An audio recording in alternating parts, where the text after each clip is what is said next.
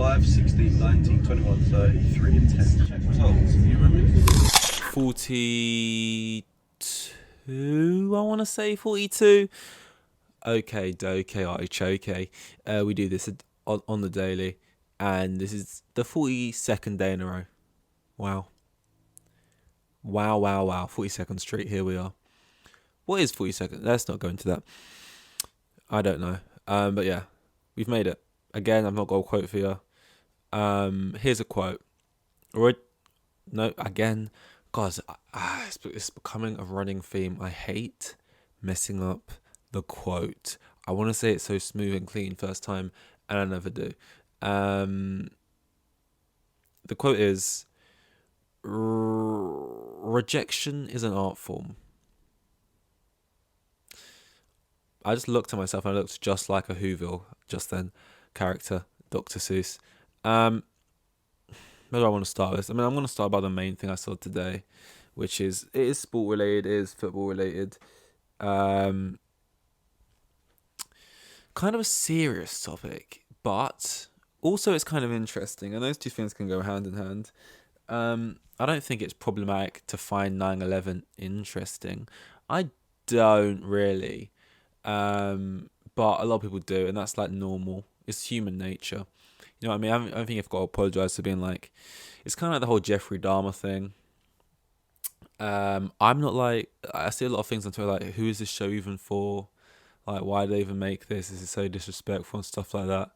And it's like, those things are like, I get like both sides. Like, if you were related to someone who was, you know, a victim of Jeffrey Dahmer, then it's not ideal, is it? It's not ideal that they're making a film about it, and everyone for like entertainment purposes.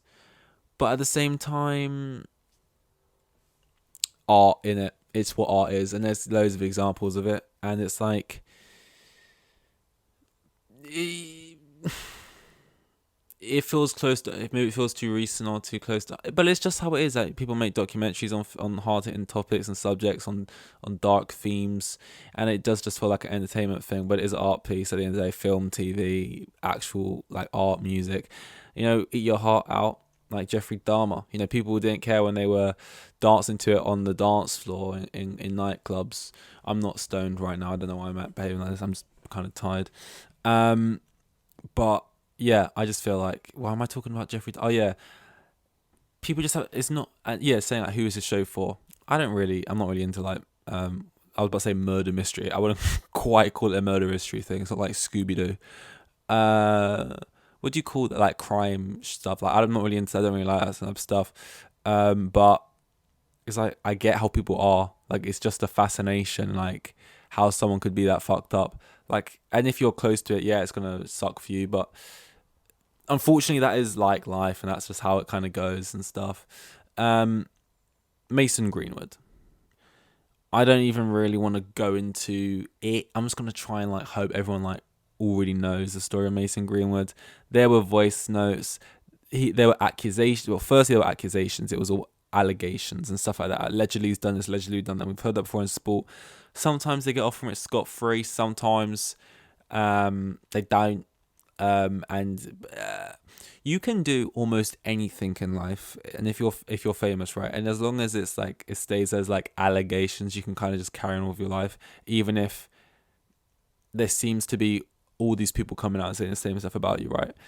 Difference was, and I ain't saying that's right or wrong. Well, I guess I'm kind of saying it's wrong. Differences of Greenwood was, there was like, kind of like, you know, clear as day, just sort of almost, you don't even want to listen to evidence, where it's just like, oh my god, this is so, you can't really, there's nothing you can say to this. You could say like, oh, it was role play, which he tried. I don't know if people actually said. Either way, he did some fucked up shit, you know, and obviously suspended as a footballer. It was in court.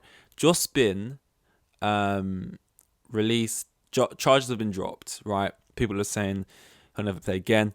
But it's like, I don't, if I'm honest, I don't know if I see a future where he does play again. But also, I don't know if I see a future where he doesn't play again. Like, At the end of the day, at the end of the day, at the end of the day, I think we all want to believe, it's 2023 and no club would want to be associated with him. That wouldn't be a good look. That being said, there's a lot of clubs struggling who need a talented striker. And ultimately, as like rough as that might sound, he was a talented striker, young and good. And they will probably look at it and go, hey, the charges were dropped, and then see if they can get away with it. But like, I just don't know. Like, I think, for example, Huddersfield, they're currently in the Championship. Like, obviously, Championship relegation battling team is way below the ability level of Mason Greenwood. But like, if he went there, he'd tear the league up, right? And you could save him from relegation and probably scored a ton of goals. And obviously, a player of that quality, Huddersfield would obviously be over the moon with the fans. But even them, I imagine that if like a team like Huddersfield signed Greenwood, the second he comes off the bench to come on for his first appearance, I would assume like the whole stadium would probably boo, like immensely. Is that the right word? That's not like the right word. Just boo a lot. Like, and every time he touches the ball, and this is their own player here. And then if he like scores, would they celebrate? Like, it'd be such a weird thing to watch a team. Like, say he scores to make it like levels it up, or to grab a win on the 90th minute. Would they celebrate it, or would they see it's Greenwood and be like, "Oh, fuck. Well, you just know that was gonna happen, didn't you?" It would be like, this is what I mean, like being fascinated by things that are like fucked up, because it's like, yeah, there's an emotional side to things, like there's like a victim and a family and baggage and all this other stuff, and what's morally right and wrong. But just as a human being of curiosity, as a case study, like it'd be so interesting just as like a case study on like humans and football fans and morals and stuff, to see what would happen if a club signed him, a club that's in England, and then played him, and then for him to score in that scenario, just to see what people would do. Like, it would just be so interesting, as obviously on that level alone. Do I think he should play again? Mate, I don't know what he should do. Like, I don't... In this country, he could probably get away with going to, like, America, to be honest. He could play in the MLS. Like, I could see that happening. Or, like, playing, like in the MLS, or, like, in pretty much any other league. Maybe not, like, Italy. Or... Not, like... Yeah, I don't know. But, like, I can see that happening. I just don't... He's quite young, and it's like... What do you do? Like, has he made enough money where he could live off that for the rest of his life if he massively downsized? Like, I don't know what he would do. Like, you can't really... Because if you're a footballer and you get an injury or you get whatever, you can't play again. You're going to punditry, you're going to coaching. You can't really do any of that either. So, I guess it's a 9 to 5. Like, I don't know what is... But you bring it on yourself, obviously. Like, not saying you feel sorry for him, but it's more just like... I don't know. And like, when I say it like that, I don't know what he does. It makes me think, well, he'll have to play football. And if he can't play it here, he'll play it somewhere. He'll apologise, maybe. Is that incriminating? I don't know. I don't know if he will or not. But, he'll... Yeah. I don't know. It's not really a fun thing to chat about, I guess. But it's just interesting, like, what will happen there with that going on. Like, first and foremost, back at United, I don't think United... I think there is a percentage of United fans who would have him back in, but I think 75% probably minimum would not want him to play again. And especially, it's a lot easier for them to turn their back on him now. I think when you look where they were in the league and how they were performing and had Ollie at the time, and like things just weren't looking great, I think a lot more fans, and this is, again, like, kind of rotten, but, like, the fact they were a few positions low in the league would have probably been more lenient to having him back. But now that, like, they're flying, they're not, like, top of the league or anything, but they're in great form. They're one of the best defensive teams in the league. They've got Rashford scoring. He's, like, looking electric, fucking shit hot. Like, you just look at it and think, and it's Garnacho coming in, their new wonder kid. It's like it's a lot easier to be like, yeah, like we don't need you and the drama you bring. Um, you kind of put everyone in an awkward position. And also the dressing room, you're gonna mess up the vibes. I think there's people in that dressing room who just don't want them around for sure. I There's probably a couple who would like. I don't mean to call people out and be like they would probably be alright if having him back.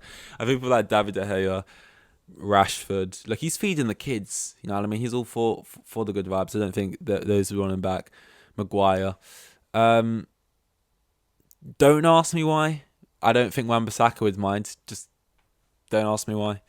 But yeah, it's an odd one, mate. It's an odd one. Um, yeah. Oh god. Tired. Nothing really else to mention. Really. What are we at? 11. Bang on 11. I love when I do. I love when I look up and see. I love when I'm looking down. I say, "What are we on?" I then glance up and catch the number bang on. That's the shit I live for. You know, some people, ecstasy. You know, heroin. That's what they get off to. That's my shit. You know, that's my high.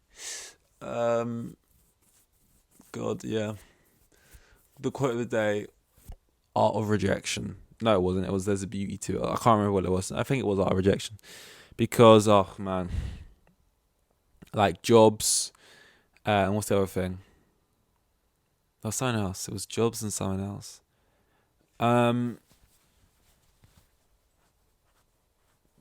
Oh, podcasts, interviewing. Yeah, it's just a lot. It's a lot.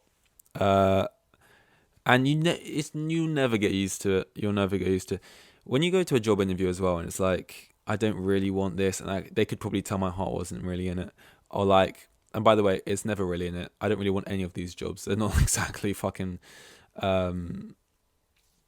Every job I apply to is like realistically, it's because the money is decent or the hours are convenient or it's close by or you know what I mean. But you go in there, oh yeah, I really love burgers. I'm flipping them. Oh, the idea of that, it gets me going. Really, really, it does. Just to see the smile on people's faces when you hand them a Big Mac. Oh my god, it makes my day. I don't know why my voice goes out high. That's probably why they're not giving me the job. But yeah, most places it's like that. But then occasionally you'll show up one day. You'll be like, I'm gonna give it my all. You know, I'm gonna smile. I'm gonna shake hands. I'm gonna be nice. Not that, you get what I'm saying. I'm gonna be energy, and then you can't help but feel it's personal. Even that, like a part of it is like RNG. It feels like what are they really picking between? It's like at an actual job interview for like a career job, like where you have a degree and you're sitting down in a suit and you're in like a boardroom or whatever, and like you actually got to like sell yourself and you're like going through your CV and your experience and stuff. Fair enough. When you're like going to work at like Marks and Spencers and everyone's like between the ages of 17 and 24, and there's barely any qualifications between you all, and everyone saying the same thing. Yeah, I'm pretty confident. Yeah, I'm really determined and I'm reliable. Oh yeah, I work great in a team, and everyone's just saying the same thing. We're all just a bunch of default characters. What are they picking between? You can't help but think, oh, that kid over there, he sort of had like a gammy eye. I don't really want to work with him on a day-to-day basis. That one, he just looks like he has bad breath, and he doesn't, but he kind of just looks like he does. I don't know. This one, I don't know about that one. That one's actually, you know what? Maybe that one. Maybe him. He's tall. He could probably reach the top shelf and stuff. I wouldn't mind. Like, what are they picking between? You can't help but feel personal sometimes. But yeah, I don't know. But then it can't be RNG. If it's RNG, my luck is just terrible. It's like flipping a coin. Yes, technically you could flip a coin 10 times and get tails every time.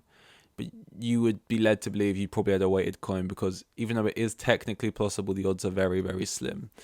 So when you just go to that many interviews and just get that many L's in a row, like, because when I first started being interviewed for jobs, as every human does, I swear to God, my first 5, got it. I'm not exactly ancient, but with old age, I must just be getting worse, deteriorating with it. Because, oh my God, my conversion rate was probably a pretty good, like 92%, 87%. Like, it's not bad conversion rate. Now I'm probably looking at 33.3 recurring if I'm lucky. I got to get my stats up. That ain't good. But no, right now, like I have a job, but it's just it's sporadic, and the pay is, oh my God, the pay is so sporadic. The pay is actually all right, but it's fucking, oh my God, like it could be 4 weeks, it could be 10 weeks. It's so, yeah. So I'm just looking for another thing that's like pays weekly. It's close, cause boy, when I say I'm fucking broke as shit, I ain't lying, and it sucks. And I wish,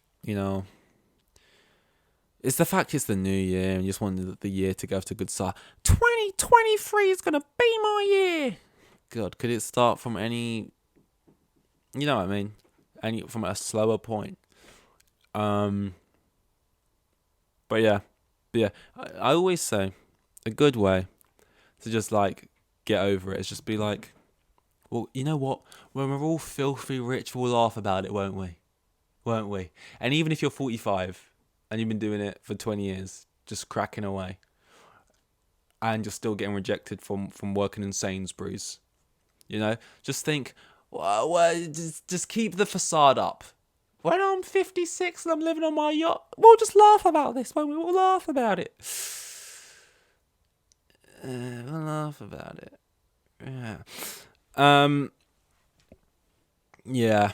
Anyway, shortest one I've done in a while, but I was clutching at straws on things to think of anyway, and the mood's low. The mood's pretty low today, and yeah, it's not exactly. I don't feel bad about them being bad sometimes, because we'll right the wrongs. We'll do another one tomorrow anyway. That's kind of the whole gist. So as long as we get it done, then it's fine. Keep the ball rolling in motion. Yeah. So this was 42. I think this was 42. On to 43. Here with the kids, and they have like 3 kids, and the geezer was probably on like maximum 20 bags a year. Like the most boring bloke you'll ever meet. He was like a hero.